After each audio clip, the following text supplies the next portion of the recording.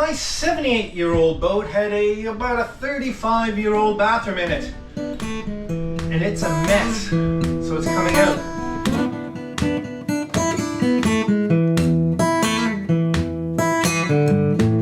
Hello there and welcome to Travels with Jordy. If this is your first visit, my name is Peter Knowles and I live on this classic wooden motor cruiser here in Victoria, British Columbia, along with my lovely fiancée Andrea, all the while fixing it and another one up for some pretty ambitious cruising. Well, what were we up to this week? What we were up to is back to boat work. Well, sort of.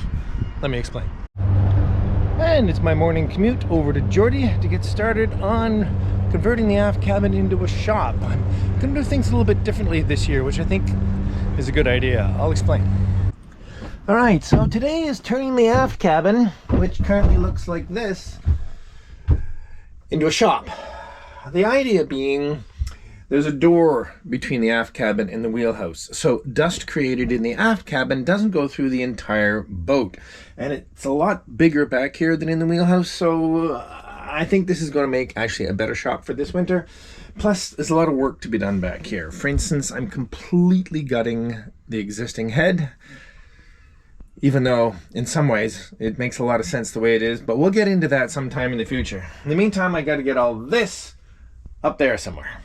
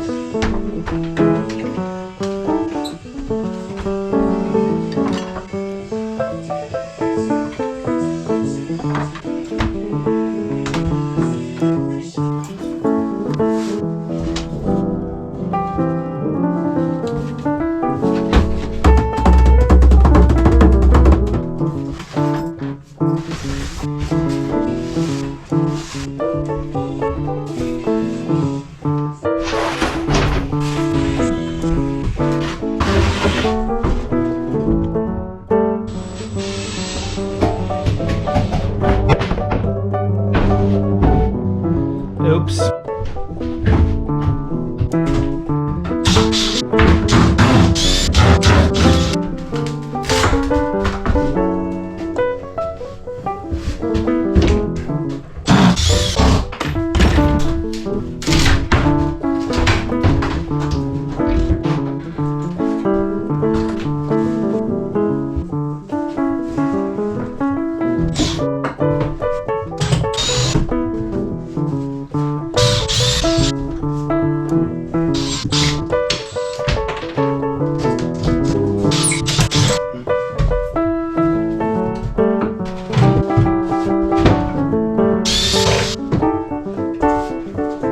Well, there we go. One very empty aft cabin. Yowza. Tomorrow, all of this. Ooh. Alright, so for those of you who are familiar with the head aboard Jordy, you will remember that it is completely fiberglassed. Here, I'll have a seat. For those of you who are not, well, you can see it is completely fiberglassed. Someone in the 90s went to the trouble of completely fiberglassing the inside of this little head, and honestly they did a pretty good job of it. They did, you know, the little vanity here is a little questionable. The way the drain system works is seriously questionable. The fact that I can't get at the hull is the main reason this all has to come apart. Plus, over the years, I've always imagined I would somehow save some of it, like, you know, the top part here that might, but you know, the truth is, it's going to be simpler to rip it all out and start from scratch, especially because I have to replace the cabin sides and I don't know how this is attached to them. It's probably epoxied right to the mahogany. What's going on here, I can only guess. I'm going to assume there's some thin plywood or door skin or something in there. Anyway, let's start pulling it all apart. So now this is probably going to seem a bit savage to you. If that's the case, don't watch. But absolutely everything here is garbage, including this door that's basically made out of Morente. So let's just deal with it, shall we?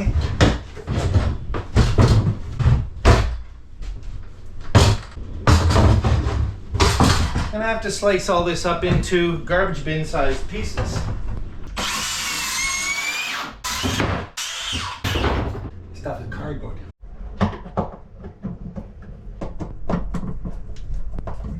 You know, it's funny. I thought I was going to take this tacky mirror with these tacky little mirror clips down the week I bought the boat. It's all broken and the mirroring's falling off the back. And here we are, almost 11 years later, and I finally bring it down. Ah. Okay, so the idea is to cut this apart into panels small enough that I can handle and can go in the garbage. It'd be easy to rip it apart with a circular saw, but that would throw so much fiberglass dust in the air, I really wouldn't enjoy that. So I'm going to use my recip saw to hopefully cut it without making too much of a mess. I'm going to take my first cut right through here and just see what happens.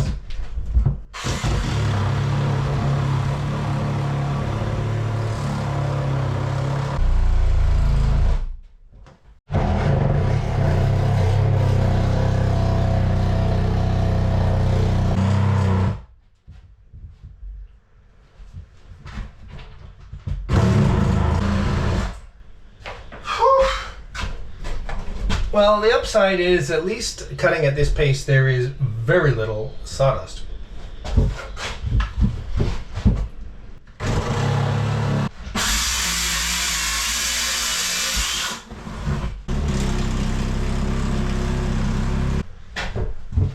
Notice how much quicker that went? That's because I employed my secret trick. I took the circular saw and cut all the way through the wood, but not the fiberglass, so the recip saw just has to cut the fiberglass. Thinking. Now maybe a couple of relief cuts here, but let's see what just happens if I just pull.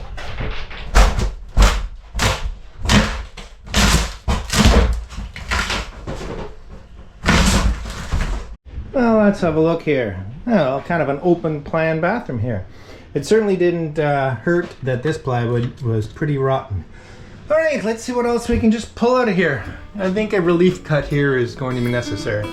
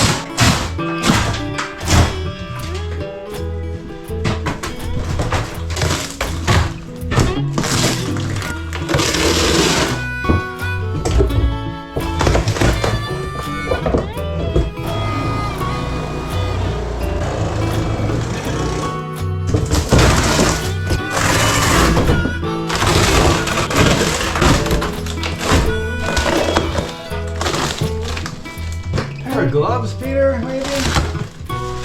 Oh. I am so glad I decided to do this. Yeah. Okay, well, removing the toilet does have some stress associated with it, and that's because this was installed in the era where you pumped overboard. And it's not connected that way anymore. It's connected to a holding tank, but there are 2 through holes right here. And I do not want to stress those during this operation. You can see the through holes. One is attached to this Y valve, and one is attached to this water inlet. And well, they're all a bit loosey-goosey. So I have to very gingerly pull this apart to make sure that by the time I get this little plinth off, the through hull that's underneath there, that I have no idea what looks like, is very, very, very happy. Now, for those of you who enjoy working with toilets, I have just pumped lots of fresh water through this all the way back to the holding tank, so hopefully none of what I cut apart in the next few minutes will be unsightly. If you've been watching a long time, you might remember when I installed this new toilet about 9 years ago.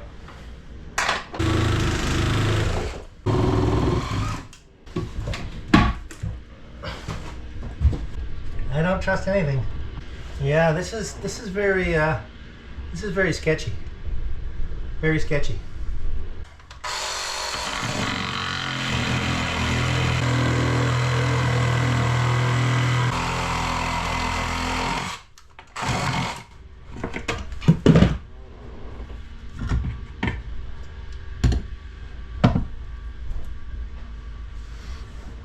You and I are both very glad that I shoved a wooden plug into the bottom of this through hull at the last haul out. Oh. This one takes a severe 90 right here. Oh.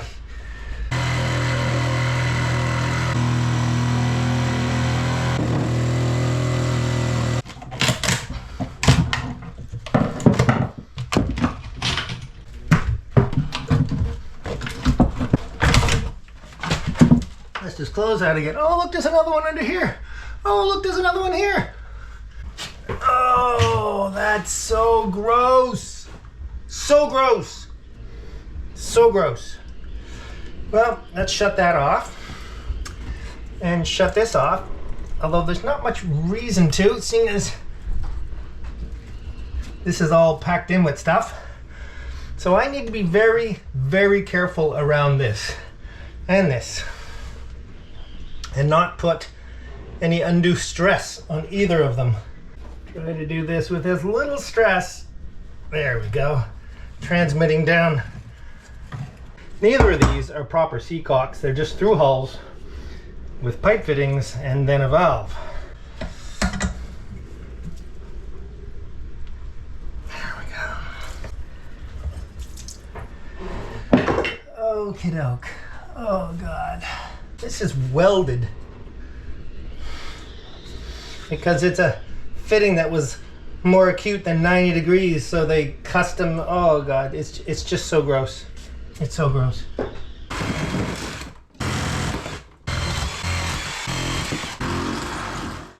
Well, I must say I am very, very glad to be able to welcome several new crew members that came on in the last week. Very, very grateful. And they are Mark McVitie, Daniel Culpepper, Mark Schaefer, Owen, Kevin Kurtz, and Bill Stevens. Thank you all so very, very much for coming aboard. We're so proud to have you aboard as crew. And on that same subject, we're very happy to announce that we're now able to offer YouTube memberships. Very, very simple. Right down below this video, there is a new button, the join button, right next to the subscribe button, which I'm sure you've all pressed. Anyway, the join button is by far the simplest way to join the crew. It simply takes you straight to a subscription model built into YouTube, and you become a crew member. Exactly the same perks as with any other way you would become a crew member through a subscription or through Patreon, etc. So it just happens to be a lot simpler for some people to use. So if it works for you, that might be just the option to help us out. Thanks so very much. And it's tomorrow. Today I have some work gloves because this peeling the fiberglass, well, you can imagine. All right, let's dive in. Oh, this is such a joy.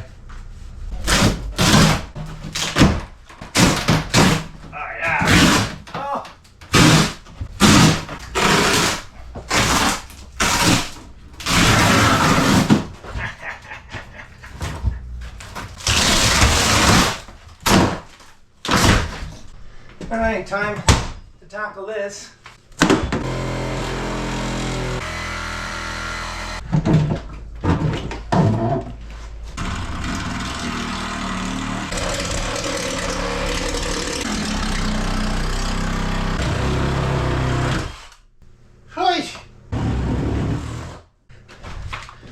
just trimmed out so as I move the vanity I don't disturb the propane line, which I don't have access to at either end right now due to certain loading conditions.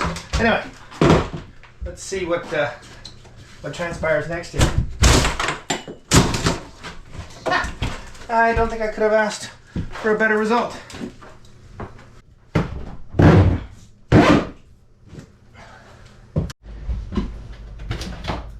Okay.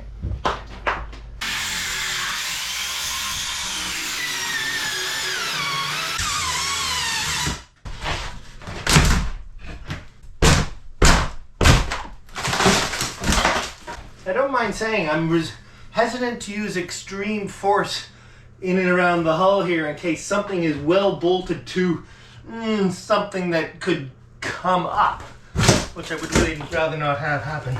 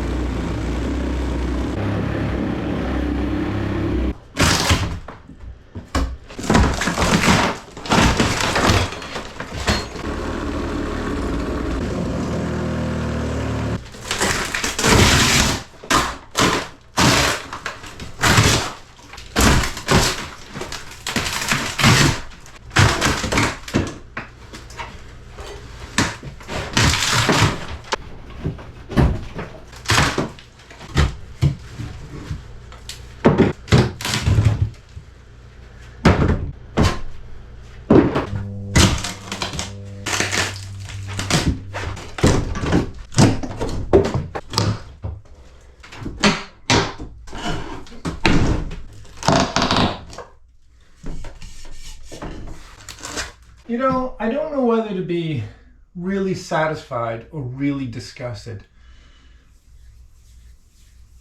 It's become obvious that over the time I've owned this boat, I have raised the bar. And that's why 11 years in, I'm still doing stuff like this. When I first bought the boat, I thought if I could keep it afloat and live on it, I'd be great. And then fix it up a little, and then wow, an engine. We could actually cruise it. It would actually move. It can go around. And a couple of years ago, the boat kind of felt sort of getting done. But the truth is, there's just so many inner layers of crap still on the boat. And some of that I'm about to show you.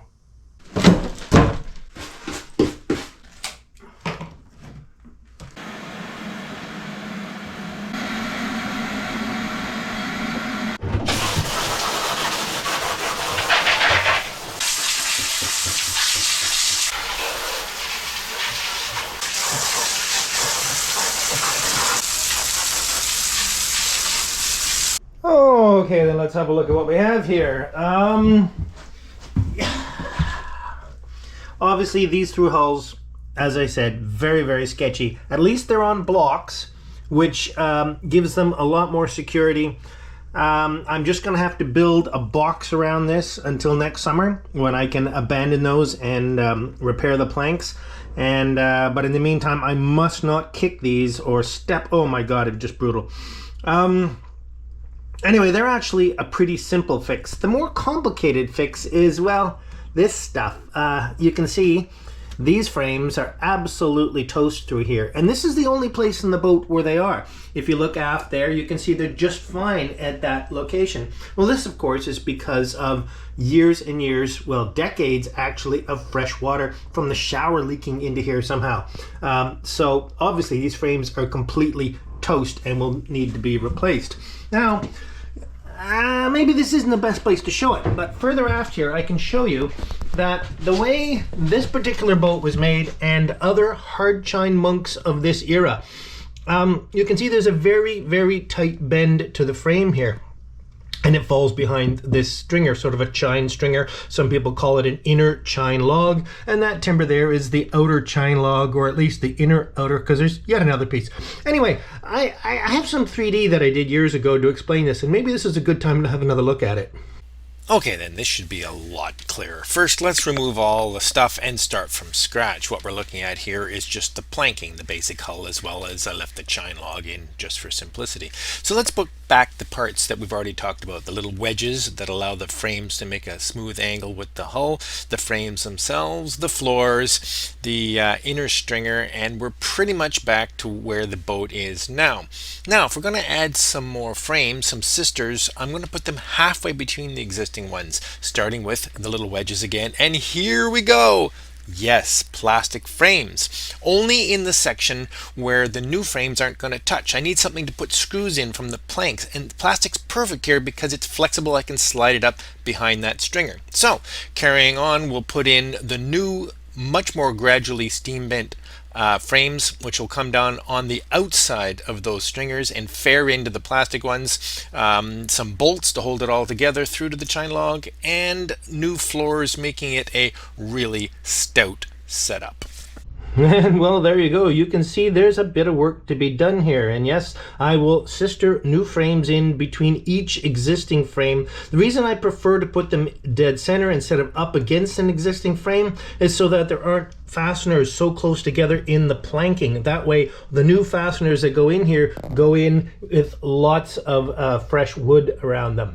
And as you saw, I'm going to do that trick with the plastic through here, and then the oak will come up in front of this stringer. Anyway, I think it's a pretty good detail, and it's already done all the way through the middle of the boat. And if you've been watching for a while, you'll have seen how I did that some years ago.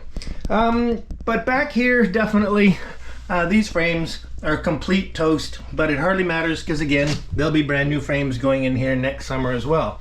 It would be very tempting to pull up some of this sole and have a look at what's going on under there, but I pretty much know, and frankly, I don't want to add any more stress to the framing of this boat than I already have. As a good example of mission creep, this was my first haul out 8 years ago. I pretty much thought I was done.